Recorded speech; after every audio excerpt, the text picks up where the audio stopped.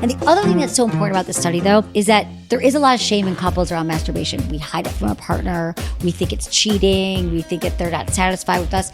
If you bring masturbation into the bedroom and you do it together, well, that's just another thing that you don't have to feel bad about, and we're doing it together. So it isn't replacing your solo masturbation, but this is just another thing in your sex toolkit. You're listening to Sex with Emily. I'm Dr. Emily, and I'm here to help you prioritize your pleasure and liberate the conversation around sex. Today, we are bringing back a Sex with Emily classic, Sex in the News. And if you're new to the show, welcome. This was one of my favorite recurring segments on the show, both of my podcasts as far back as 18 years ago and on SiriusXM. So today, my producer Eric and I are discussing some sex in the news, including how often should couples be having sex, infidelity in long-term relationships, mutual masturbation, and much more. Please rate and review Sex with Emily wherever you listen to the show. My new articles, The Lover's Guide to Sex Etiquette, and 5 Ways to Do It Doggy Style are up on sexwithemily.com. All right, everyone, enjoy this episode.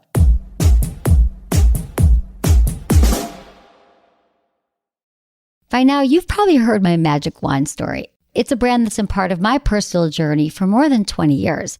But no matter how many times I sing Magic Wand's praises, I'll never be able to fully capture the story of this incredible brand. Well, now journalist and author Kate Sloan just completed a limited audio series documenting the history and impact that Magic Wand has created over the last 56 years. It's called Making Magic, and the series chronicles Magic Wand's incredible brand story through interviews with nearly 40 experts, performers, business owners, educators, and fans. So I got a sneak preview of this series, and what I loved is that Kate weaves together snippets from all their interviews into this amazing story arc. She covers Magic Wand's journey from appliance store massager to its legendary influence on culture and sexual independence, and it's all just fascinating. The first episodes of Making Magic are available now at makingmagicseries.com or on all popular podcast platforms. Just search for Making Magic or visit makingmagicseries.com today.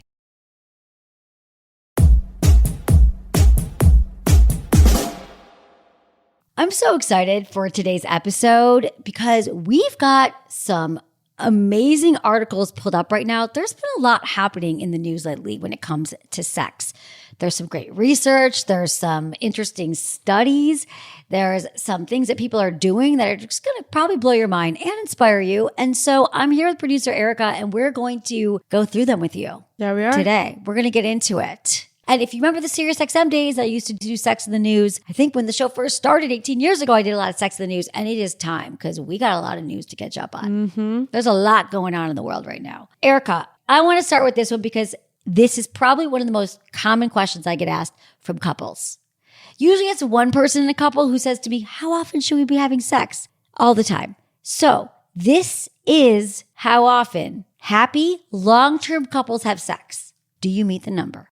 2,000 British couples in happy long-term relationships revealed how often they get steamy between the sheets. They found the couples that had been together for a minimum of 10 years had sex 7 times a month on average. So I guess that's like 1.5 times a week. Yeah.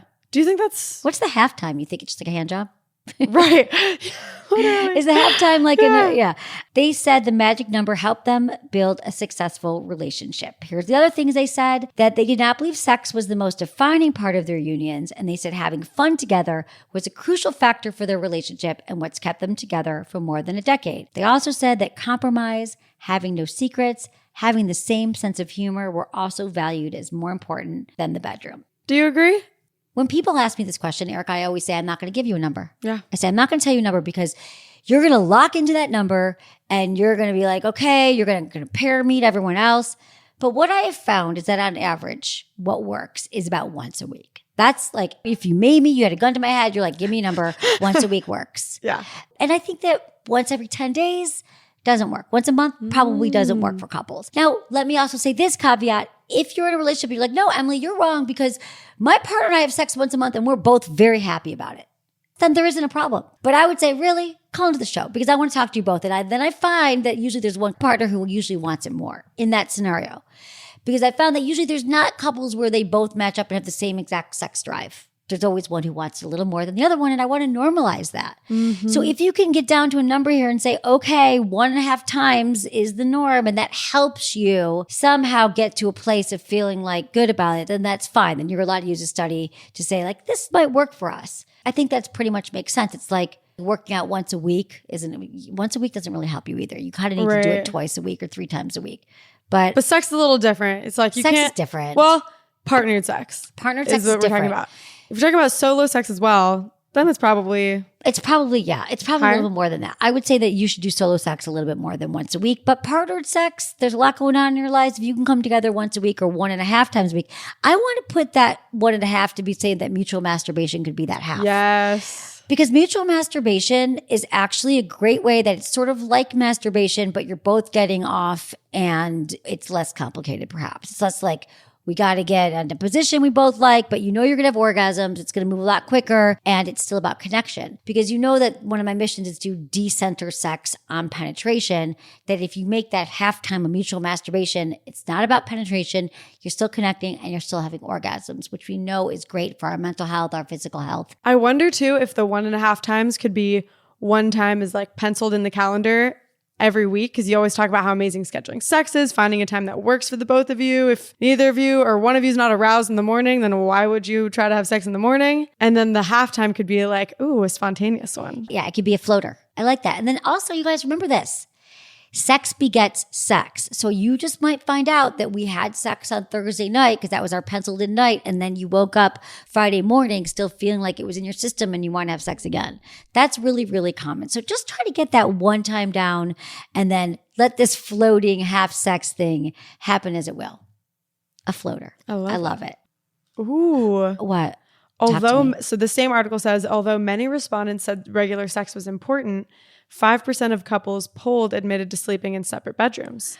This is a trend right now, Erica. This is coming up all the time now that people are living in separate bedrooms or separate homes. It's called the LAT movement, living apart together. And it's happening. And I'm telling you guys, this makes a lot of sense. If your partner snores, if you feel better on your own, if it makes you get excited for the times you are together and you have enough space, have a separate bedroom, sleep separately. Again, you guys, you get to decide what rules work for you. And I love that they're starting to research this to find it out. That's pretty significant. I feel like 5%. 5% is pretty significant to say, like, we're going to sleep in separate bedrooms. And I think you normalize that. Your kids are going to be people. I think people don't do it because they're like, they're kids and it means that we're not doing something right. But remember, there is no sex police. No one's knocking on your door saying, like, I saw you sleeping in separate bedrooms. Is that okay? No, like, if it works for you, do it. Yeah. Meanwhile, 20% of those surveyed said they had cheated on their partner. But of those, 58% were caught being unfaithful, but most were able to recover from their major mistake. 85% of couples surveyed said they were able to stay together after the infidelity, while 38% actually alleged that the affair made their relationship stronger in the end. This tracks. A lot of people cheat on their partners. When they get caught, that's almost 40% say it helped their relationship. This is not an advertisement to cheat at all. But all I'm saying is, if you do happen to get your partner or something happens with infidelity and you get the right help, it doesn't say here how many of them went to therapy, but I'm telling you, the couples who make it through an infidelity incident typically work with a trained therapist to help them through it so they can learn to communicate better on the other side. I mean, clearly it's true because it's such a high percentage, but I feel like it's kind of jumping from A to Z of like, cheat, be stronger. Like, what are all the steps in between? I know it's therapy, but like, what are some of the things that people work through? Yeah. Let's just say this. I am not in any way saying that you should cheat to fix your relationship. Please don't interpret it that way. The steps in between are literally having healthy communication from the jump. Go to therapy early on in your relationship so you can figure out the best tools to work on it. If you feel like you're going to cheat, before you do that, turn towards your partner, not away from them, and say, have I done everything I can do here? Have I had a healthy conversation about our sex life? Have I talked to them about these resentments that have built up over time? Have we done the things that we need to do to make sure that we are in a healthy union? And I think we're probably going to catch some people here who are probably about to cheat, I'm thinking. It's so common. And maybe you're going, oh, wow, I haven't done all that yet. So that's what I recommend, working on your tools so you don't cheat, for sure. And then the step would be, if you're unfaithful with your partner, stop. Go back to your partner. My opinion is that you don't necessarily need to tell your partner that you cheated. If you're committed to working on your relationship now, if you realize right now and listening to this like a wake-up call, and you're like, you know what? I actually made a mistake. I learned something from that. and I want to work on the relationship with my partner.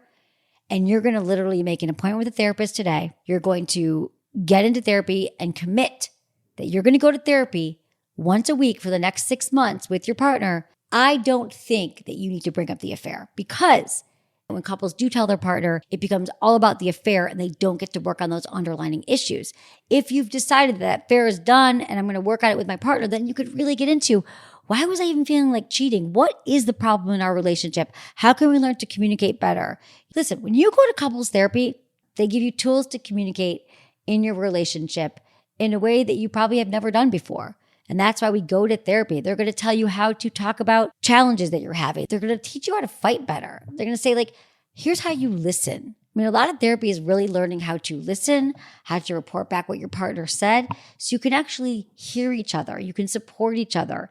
And it doesn't even take that long for some couples. So I'm just a fan of getting into therapy and figuring out what you can do, because maybe you'll find that the affair was just the impetus that you needed to get your relationship back on track. And if it really is about a desire to sleep with other people, maybe that's a time to have a conversation about ethical non-monogamy, opening it up so that at least you're able to fulfill that need without disrespecting your partner. That's it too. If you're feeling like, no, you know what, I actually like this affair, or I like what I'm doing here, go to see a therapist to help you figure out what kind of relationship you want. More and more couples are opening it up and practicing ethical non-monogamy. But, the ethical part of it would be going to a therapist and figuring out how you can communicate that in a way that your partner can understand. Being on the same page together. So it doesn't become a breach of your commitment. All right. Very interesting. Very, very interesting. So what else is in here? On average, men considered confessing love 69 days into a relationship, while women didn't think about it until 77 days in. And I saw another article that said that men on average say, I love you first. And I feel like that is so not the message that we hear in society. I think that men do say it first. Interesting. You've heard that women say it first more. Well, okay, I think in my day-to-day, I hear about men saying it first. I feel like it's always the trope of like the woman falling in love harder and faster and like, oh, don't fall in love with me. And it's like, I'm not. That is so interesting. Yeah, I feel like maybe it's shifted in years, but I feel like maybe that just honestly for me too, I would feel that I would wait for someone else to say it before I would say it to feel safe. But women are often the ones who feel things more, have more language around love. It might be a little bit more, I hate to say this too, because gendered, we're all it's so hard to be like, women feel this and men feel that. But, sometimes women are the ones who push the emotions agenda first. So, but you know what I think here too, that men might say it because they also want to have sex with their partners sooner than later. There might be some ulterior motives here. And maybe that's an old thing too. Maybe people aren't doing that anymore. But there used to be if I say I love you to this person, they're going to sleep with me. Wow. Maybe now there's less stigma around casual sex. So now there's less of a need to tell someone that you love them before getting to sleep with them. Yeah, exactly. So maybe that's changed too. So they found almost 1,000 participants to complete a love confessions questionnaire online. And they had to be 18 or older, identify as heterosexual, and describe a current or past relationship in which both partners had said, I love you at least once. In all 7 countries, men and women said that men were more likely to say, I love you first. In France, 59% of participants said it was the man. In Chile, a whopping 81% of participants reported the same things. So this is strong evidence for the existence of a male confession bias, which means that men, maybe everywhere, are more likely to say, I love you first. For me, the result of this is kind of dispelling the notion that men don't have feelings during sex. They're just emotionless, stick it in anywhere, kind of that old trope. I think this is supporting it, though. That study's kind of supporting it and saying that men say it. Oh, you're saying they say it more, but they don't mean it. I'm saying that when men get an erection and they're turned on and they're aroused, there's a lot going on in the moment. And I don't think that they're consciously going, I'm going to say I love you and I'm going to have sex. But the feeling, like think about it when you have an orgasm. So many emotions come up that it's all together. Like you're having a physiological response to arousal and you're with somebody. And so sometimes we can take that orgasm or that connection and be like, it must be love. But really, this reminds me of Helen Fisher. Romantic love is broken down into 3 categories: lust, attraction, and attachment. And each category has its own set of hormones stemming from the brain. So to me, this is lust and attraction and all the hormones and the newness of a relationship, which we're talking about the first 69 days of a relationship or 77 days of a relationship. This, you might say that it's love, but really you're feeling this overwhelming feeling of emotions that are spurred on by new chemicals with the new partner. So while you might say love, like deep love, it's probably more like lust. It's not like however you define love, it's your chemicals in your brain. Now, lust is driven by the desire for sexual gratification, and the evolutionary basis stems from a need to reproduce and a need shared from all living things. Now, there have been a lot of debates over this stuff because let me say this. Helen Fisher did these studies 30, 40 years ago. Now, remember, Erica, we have not studied human sexuality a lot at all. We haven't spent a lot of money on it. We haven't spent a lot of time on it. A lot of stuff we talk about is evolutionarily speaking. Not only like we are changing, we are evolving. Men are being born with less testosterone and more estrogen in the last 30 years. There's just a lot of things that have changed, biologically speaking. And so, while a lot of stuff has a basis in evolutionary psychology and evolutionary biology, we've changed in recent years. There's a lot of evolution that's happening. So, to say that everything we do sexually is our need to reproduce is still true because we're still mammals, but there's a lot of new information, a lot of new things that need to be studied. So I think this isn't completely conclusive. I think that we can't ignore the hormones. During the lust phase, we're talking about testosterone and estrogen. In the attraction phase, it's dopamine, serotonin.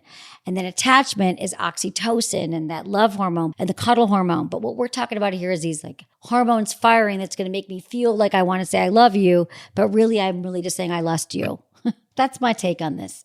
But I don't think you can really deeply, deeply love in the way that we think like this is the partner for the rest of my life. Love 69, 77 days in. I don't think you know someone enough.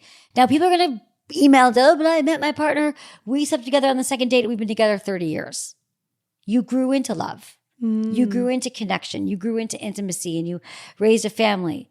But where we're at today, modern day people in their 20s and 30s, I think that we're going to see some different data here. What do you think is like a healthy amount of time, in your opinion, to say, I love you to someone? I think it happens on average 3 months to a year in, 9 months in. I feel like that makes sense. But I just want people to look at like, what does love mean? Do you really know that you love somebody? I think that we don't really know anyone until we've been together with someone for 2 years.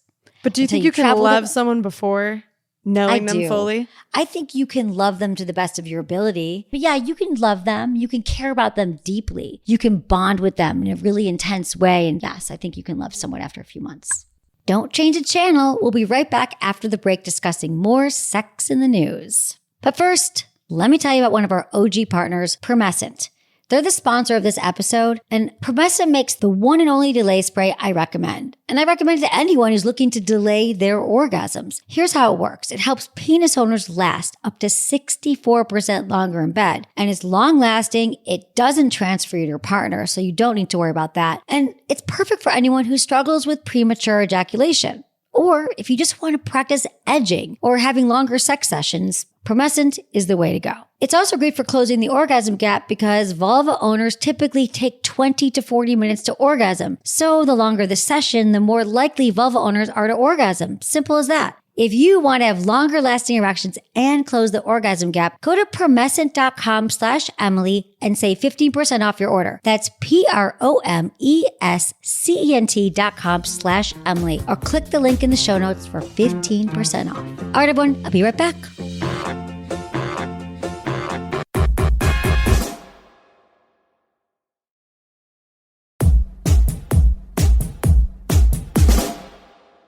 Which one next? Okay, what do we want next? I think we should get into mutual masturbation. Let's do it. Okay, do you guys know how excited I was when I saw there was actual study about mutual masturbation? I have been pushing you all towards mutual masturbation for almost 20 years, but now mutual masturbation is linked to higher sexual satisfaction in couples, a study finds. So, individuals who engage in mutual masturbation, which is when partners stimulate themselves sexually while being together, tend to also exhibit higher levels of sexual satisfaction in their romantic relationships. The researchers conducted this study as part of a larger research project, which collected data from mixed-sex couples and female same-sex couples. Initially, the researchers aimed to include both partners from each couple. However, due to some partners not completing the survey, they decided to analyze data from individual participants. So, the final sample included 117 women and 151 men, who ranged in age from 18 to 65 years. So what they found is participants felt good about it after. They were down. Like, most of them were like, we like mutual masturbation. Which is awesome. And then they found, most importantly though, the study found a positive relationship between recent mutual masturbation and sexual satisfaction. In other words, individuals who reported engaging in mutual masturbation experiences in the last 2 weeks had higher levels of sexual satisfaction reported compared to those who didn't engage in mutual masturbation. This is so important. Authors of this study are Dillian Killick and Heather Armstrong and Cynthia Graham. So here's takeaways from this research. There's a lack of education about women's sexuality and sexual pleasure.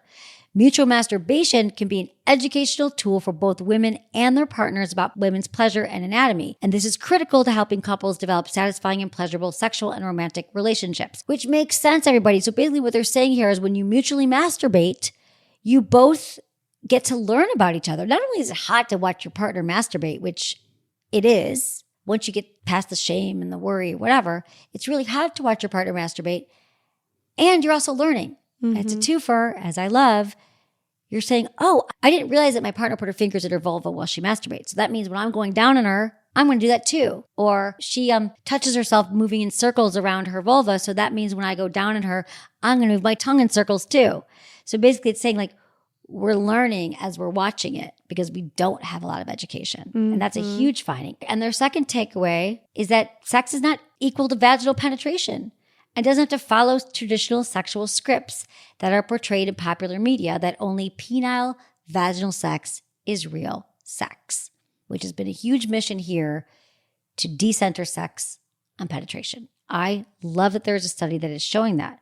And couples should develop their own definition of sex, including diverse sexual activities to enhance mutual sexual pleasure. And broadening one's sexual repertoire with mutual masturbation can create diverse sexual opportunities with a partner that may uncover new sources of pleasure. That makes total sense to me because I feel like, especially for vulva owners, if we're not going to orgasm through penetration anyways, it's like, I want to connect with my partner. I want to feel good. I want to have an orgasm. Can we just connect and kiss and cuddle and engage in mutual masturbation? Then we're both going to get off.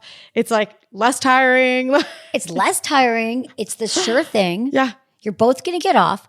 You can still make out and kiss and do all the things and go down on each other. But at the end of the day, you can both also get each other off. You're like, okay, let's wrap this up. Right. I feel like that's maybe, exactly. If people haven't done it before, they might be thinking that it's like, you're both masturbating next to each other and like watching each other. It's like, no, you're both like being intimate and cuddling and kissing, but you're just touching yourselves while like the other hand's on your partner. It's great. This is it. This is it, you guys. This is a great explanation of why we always talk about it. And I love that we're saying like, you're not sitting like robots side by side. You're doing all the things that you normally do. Maybe you're making out, you're going down on each other, and then it just isn't ending in penetration. And in fact, it could even start with penetration. Like maybe you penetrate for a few minutes and then you get into mutual. Like it doesn't, we're not scripting you. We're giving you ideas. So maybe you penetrate for 5 minutes, 10 minutes, and then, okay, let's just each finish each other off, finish ourselves off. So that's what it's about. I love that this is illustrating it for people in very clear terms, not only why it works, but by talking about it here with you, Erica, maybe people go, oh, I get it now. And I would love if there's a light bulb moment. Especially because so many people write in and tell us that they can only orgasm by themselves. They can't orgasm with a partner. So yeah, you still have sex and then you get your orgasm at the end. Great. God, it makes so much sense. This is like the poster child study. We love it. Hopefully this is an inspiration for you all to maybe like get some toys, have the conversation with your partner about, masturbation. And the other thing that's so important about this study though, is that there is a lot of shame in couples around masturbation. We hide it from our partner. We think it's cheating. We think that they're not satisfied with us. If you bring masturbation into the bedroom and you do it together, well, that's just another thing that you don't have to feel bad about. And we're doing it together. So this isn't replacing your solo masturbation, but this is just another thing in your sex toolkit. Love it. Let's talk about sleep and sex. There's a new study that says sex can be more effective against insomnia than sleeping pills. I love this because everybody's talking about sleep these days. Sleep is a very like hot topic. People are talking about hacking your sleep and don't be on your screens for 2 hours before bed. Wear the light blocking glasses. Don't have caffeine after a certain time. There's all these like best practices for sleep. But when I hear about a study that says that sexual activity and non-sexual touch, which triggers an oxytocin release, can help to positively impact your sleep, improve the quality of the sleep, and help you fall asleep, like, I'm all for this. That sounds amazing. And also probably one of the most natural medications or ways to get yourself to go to sleep. Exactly. We need this. I mean, this is the thing. It's like, if you've also been thinking like, I need some other kind of incentive to have sex or to masturbate, it's going to help you fall asleep. I think there is this whole, cliche that like the men fall asleep right after orgasm. I guess it's not a cliche, it actually happens, but this also can help vulva owners as well, because what happens is after we have an orgasm, we release hormones that are linked to sleep benefits. So not only does it help with emotional bonds and reducing stress, but again, it helps us with falling asleep. So have sex before bed? Have sex before bed. Masturbate before bed. Have sex, masturbate before you fall asleep. I guess that's one reason, because people always talk about how they're so tired, especially after the workday, too tired to have sex. Maybe this is a good reason, like just a quick orgasm, just mutually masturbate. Have a quickie, mutually masturbate, and then fall asleep. I just think we forget. So this is a great reminder of that. But yeah, like I know if I masturbate or I have sex, I can't often remember having trouble sleeping that night. And again, the more we do it, our body will also have a more of a reaction to being a signal to sleep. So I think this is important. So it says the most significant finding of the study was that partnered sex leading to orgasm reduced the time it took for both men and women to fall asleep. In contrast, sexual activity without orgasm and masturbation, with or without orgasm, did not show similar effects on sleep. So are they saying it really is partnered sex? Maybe. Yeah. Oh, so they're saying not even masturbation. They're saying, well, they said partner sex without orgasm, though. In contrast, sexual activity without orgasm. Oh, without orgasm and masturbation with, I know. That's shocking to me. I don't agree with that. I don't think that's true. I don't agree with that. I don't think that's true because you're having the same beliefs, although it does say that when you have an orgasm with a partner, you release more oxytocin. Interesting. I say don't knock it till you try it. If you've been wanting to masturbate more, this is another good incentive. That's it's not going to hurt you. My favorite ways to fall asleep. It's not going to hurt you. Exactly. It's like right there. Like leave your vibrator, leave your lube, masturbate, knock out an orgasm, and fall asleep. So I think it's awesome. We'll just remind you that the results shown there is a huge difference in frequency of orgasm between men and women, which we already know. But I love when a study just points it out. Right. We've been saying that forever. They call it the gender gap, and there's a greater proportion of males who, this is what I'm saying. There's identified a great portion of males who reported perceiving improved sleep quality and better sleep after engaging in sexual activity. And I think we associate this with men and not with people who have vulvas. So let's just encourage vulva owners too, if you've been needing another incentive, knock out an orgasm with your partner. And if you have to go to bed earlier, because I know we're all really, really tired, just to get in bed a little bit earlier. That's the other thing. Like if you know, like we wait till the last minute to get in bed and it's too late, maybe get in bed with your partner a little bit earlier and sort of just decide that this is going to be the night that we're going to try it and we're going to have some sex tonight. It's also a great way to incentivize putting your phone away earlier if you're having sex with your partner before sleep instead of scrolling through whatever. I've really tried to do that more often. I'm really getting better at charging it in the bathroom, outside the room, and not having next to the bed. It's not healthy. It's to the point where I think that people just don't even realize, like, it's impacting your sleep. It's impacting your brain. Like the thing that you're looking at right before you fall asleep is the last thing you're thinking about. It could end up in your dreams. Why not just, I don't know, meditate towards bed or read some affirmations or just do something that's going to set you up for a great night's sleep. Read a book. Read a book. Oh, gee. Read Journal. a book. I don't remember people talking about having bad sleep years ago, but maybe just because I do know there are studies that show that the screens are having an impact on us. I also find that the screens are just so stimulating, but that by the time I put it away, it's like the first time my brain has had a chance to not be stimulated. So it's like all the thoughts that I haven't had the chance to think through are like right there as I'm trying to sleep. So if you just get present in your body, whether that's through having sex, having an orgasm, meditating. There's just so many great apps now, which is the conundrum when you have to have your phone to use an app. But get any of these meditation apps. I love Insight Timer and just say like 5 minutes, 10 minute sleeps. We do this sometime, a sleep app. We do that. We play it for like 10 minutes and we fall asleep, 20 minutes, listening to something like binaural beats or somebody just, talking you through breath work and is just a huge game changer. Leave the bedroom for sleeping and for sex. Okay? Mm-hmm. That's it. That's how we'll end it on that. All right.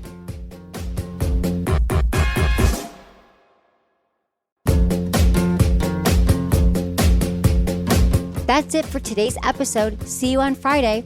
Thanks for listening to Sex with Emily. Be sure to like, subscribe, and give us a review wherever you listen to the podcast, and share this with a friend or partner. You can find me on YouTube, Instagram, Facebook, and Twitter at Sex with Emily.